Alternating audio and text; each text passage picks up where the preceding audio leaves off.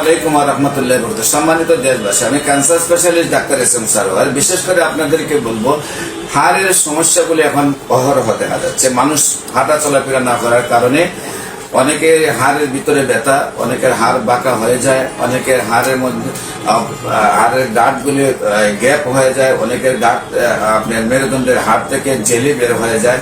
অনেকের আছে যে ডাক্তার বলতেছেন যে হাড় ক্ষয় হয়ে গেছে, সেটার অপারেশন করতে হবে। আমি সেই সব সমস্যাগুলির জন্য বলবো, হাড় যদি বাঁকা হয়ে যায়, হোমিও চিকিৎসায় হাড় সোজা হয়ে যায়।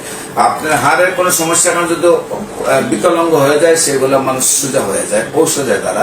বিশেষ করে হাড়ের যে কোনো সমস্যা হলে স্থায়ী সমাধানের জন্য, যখন আপনি দেখছেন যে চিকিৎসা করে আর কোনো সমাধান পাচ্ছেন না, হাড়ের সমস্যাগুলো কমছে না, সেখানে আপনি হাড়ের সমস্যাগুলো সমাধানের জন্য আপনি হোমিও চিকিৎসা নেবেন, আপনার স্থায়ীভাবে সমাধান হয়ে যাবে। বিশেষ করে আমি হাড়ের যে কোনো সমস্যার জন্য আমি cancer specialist doctor SM. Sarwar আপনাদেরকে সাজেস্ট করবো যে গণস্বাস্থ্য হোমিওতে আসবেন, আপনারা স্থায়ী সমাধান পাবেন।